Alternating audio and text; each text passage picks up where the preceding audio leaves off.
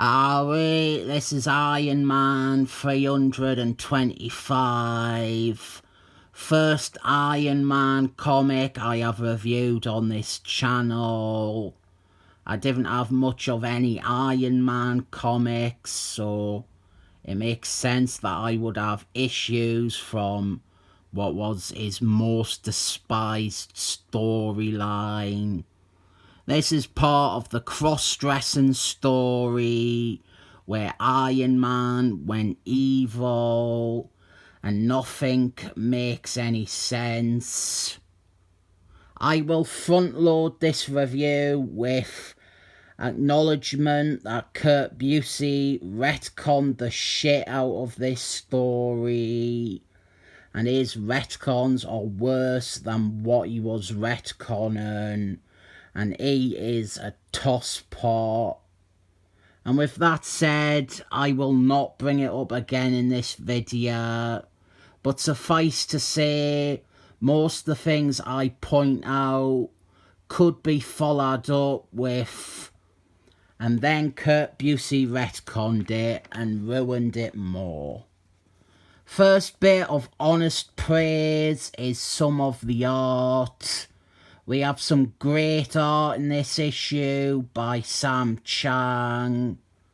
He doesn't do the full issue, but the bits by him are great. And at this point, we are nearing the end of the story. I believe this is the penultimate chapter. And so we have the apparent agenda of the story here, which was to replace Robert Downton Abbey Jr. as Iron Man with a younger teenage version of himself.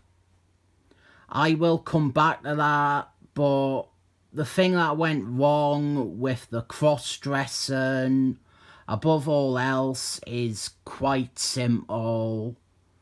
We started with one set of people, writers, editors, people like Marky Mark and Bob Patrick Harris, and we ended with a different set of writers and editors, and Brett Kavanagh being the lead plotter.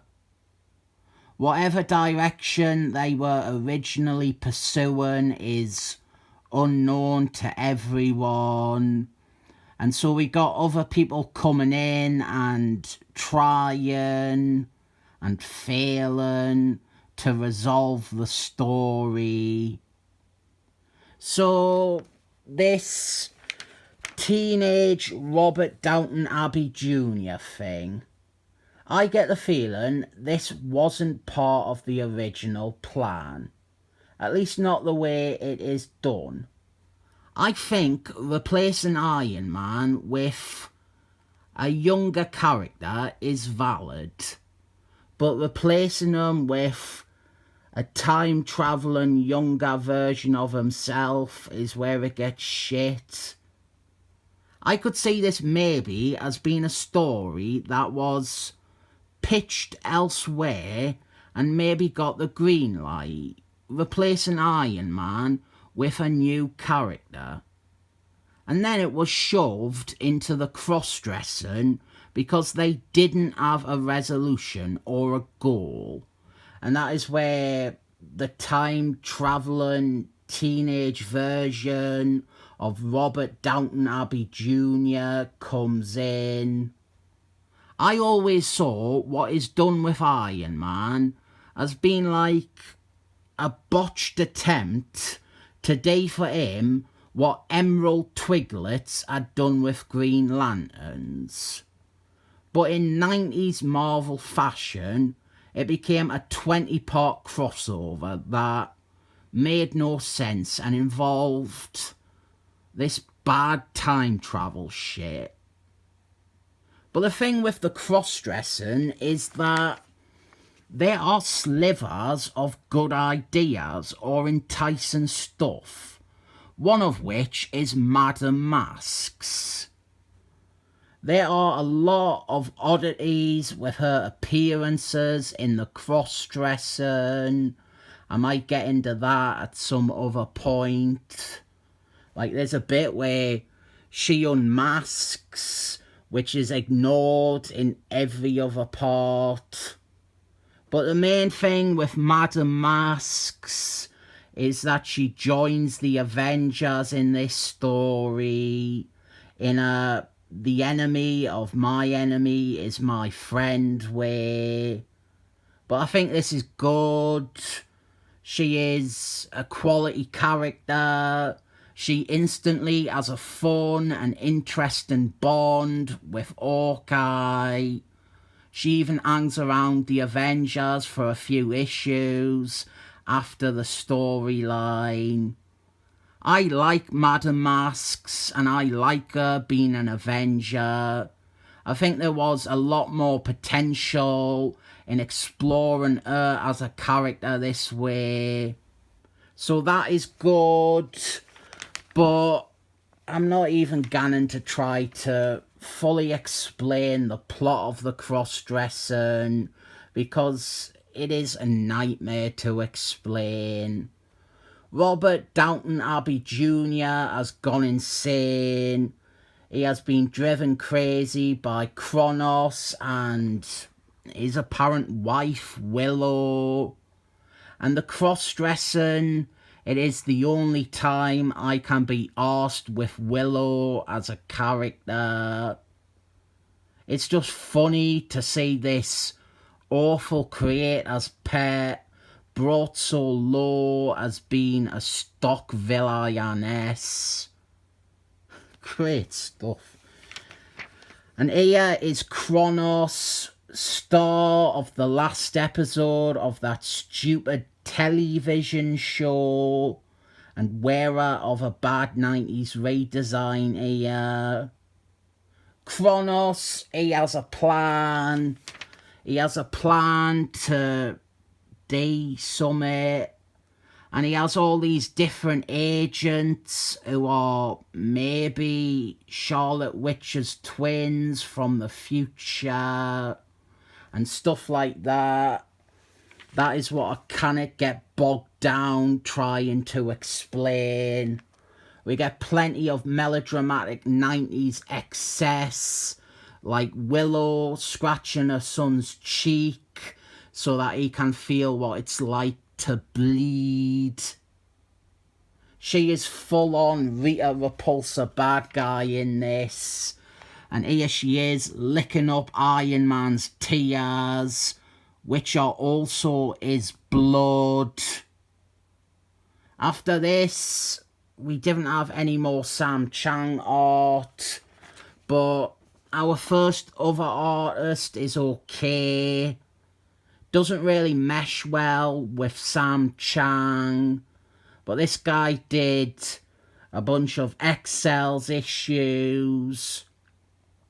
And here are the Avengers, which include the recently redesigned, very badly Wasps. Iron Man almost killed her, and the only way to save her was with a process that transformed her into this. She would have been better off dead if you ask me. There is loads of stuff with the Flash and Iris West's daughter. There's so many plates spinning. It's no surprise they all crash to the floor. Captain America, he shows up like 18 parts into the crossover and announces that he should lead the team for the rest of it. One actual gripe from me is that by this point, the Force Works characters have been forgotten about. Where is Charlotte Witch? Where is Spider-Girl? Where is Us Agent? I want me Us Agent. Force Works, they were quite prominent fixtures in the crossover before this final stretch. This issue It has 3 credited artists. This is that third artist. He does maybe 4 or 5 pages. He is the hardest one to pick out because he seems to be trying to fuse the 2 styles of the other artists together. So our plot right now, it is an assault on evil Iron Man's Arctic base. Teenage Iron Man, Hawkeye and Madam Masks, they are doing that while the Avengers stand around arguing with the government because it is a crossover and they need to pad for time. So this trio of heroes have broken inside, and I am skipping entire subplots, like Iron Man being so evil that he has become friends with a Nazi robot. We are back with the second artist for the rest of the issue maybe, and another character shows up. This is a hallmark of the cross-dressing. A character will randomly show up with no setup in the issue itself. In fact, it happens on this next page again with Sentry from Force Works. So, Teenage Iron Man, he manages to put on some armour that makes him look even more evil than the real Iron Man. And we have Teenage Iron Man versus Evil Iron Man. It is a mess. It doesn't help that both the armours they are wearing are butt ugly. But you might be sort of pleased to know that the original Iron Man wins the fight by tearing out a teenager's heart. And now get ready for the final part, because the real bad guys have shown up. I didn't mind this issue, to be honest, but I found trying to recap or review it a chore and a half. Too much baggage and stuff that needs context. And just because I said I didn't mind it doesn't mean I'm giving it a glowing endorsement. Stuff I actually sincerely like in this is few.